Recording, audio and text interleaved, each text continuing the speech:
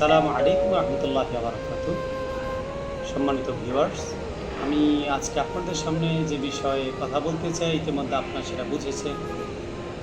সেটা হলো আজকের যে তারিখটা 7 তারিখ জুন 2024। তো আজকে আমাদের আব্বা হুজুর, আপনার আমার দরদি মুর্শিদ কেবলা মসজিদে বিভিন্ন বিষয়ে আব্বা হুজুর বয়ান করেছেন।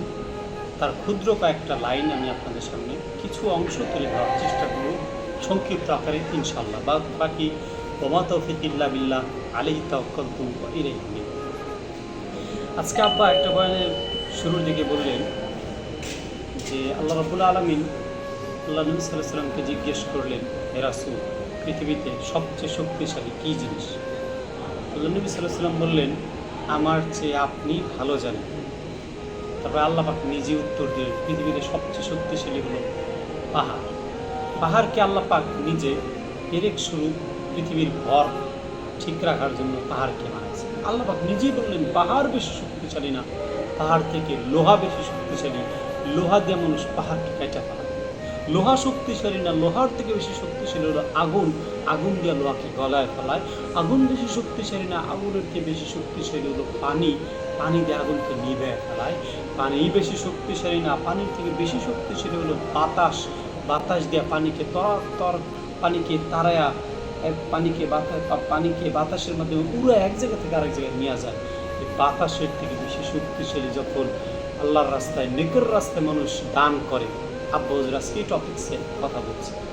আরেকটা টপিক্সে কথা বলেছেন আজকে আব্বা হুজুর, সেটা হলো যেই দরবারে গেলেই টাকার কথা কয় ওই দরবার ভালো, টাকা দিয়া বন্ধু চিনা যায়। এই কথাটা উনি বলেছেন আজকে আমার সাথে। আরও বলেছেন, এই পৃথিবীতে সবচেয়ে আপন হলো টাকা। স্ত্রী আপন না, বন্ধু বান্ধব আপন না। স্ত্রী বন্ধুকে খুন করছে, স্বামীকে 6 টুকরা, স্বামী স্ত্রীকে 12 টুকরা করছে। আছে না ইতিহাস আছে এরকম টপিক আব্বা কথা বলেছেন। আরও বলেছেন, ছোট জিনিস বড় হতে হতে তাকে মৃত্যু পর্যন্ত নিয়ে গেছে কোনো একটা ঘটনা সম্পর্কে, এটা বলেছিলেন। আরও বলছেন, অনেক মানুষের বিষ ব্যথা থাকে চিকিৎসার শাস্ত্রের ব্যাপারে। আমি তো চিকিৎসক না, আব্বার কথাটা বলতেছি। আব্বা বলছেন, বিষ ব্যথার ওষুধ ট্যাবলেট খায়েন না, কিডনি নষ্ট হয়ে যাবে। বিষ ব্যথার ওষুধ ট্যাবলেট এগুলো খাওয়া যাবে না, কিডনি নষ্ট হয়ে যাবে। আর আজকে আরও কড়াভাবে বললেন, একটা পীর ভাইকে নির্দেশ দিলেন দরবারে সে প্রতি মাসে লাল চাল নিয়ে আসবে, 1 কেজি করে প্যাকেট থাকবে অরিজিনালটা, সব পীর ভাইরা কিনতে পারবেন। আব্বা তারা হুকুম দিয়ে দিয়েছে আজকে সবার সামনে মাহফিল। তো তখন আব্বা প্রেক্ষিতে বলেছিলেন, সাদা চাউল খাওয়া মানে বিষ খাওয়া, পড়ছে ভাত খায়েন না, এরকমটা আব্বা বলছে। পাশাপাশি আজকের মজার একটা ব্যাপার হলো, আমি অন্যদিন তো স্লোগান জাফর মাওলানা সাহেব থেকে শুরু করে রব্বানী সাহেব সব অনেকে দেয়, কিন্তু আজকে স্লোগান আব্বা নিজেই দিয়েছে। সেটা কি?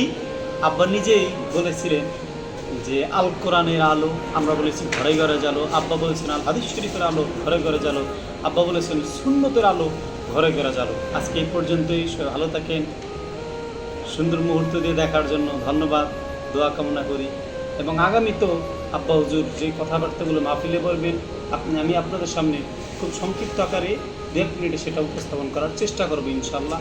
আব্বার কথাগুলো দরখাস্ত। আসসালামু আলাইকুম রহমতুল্লাহ।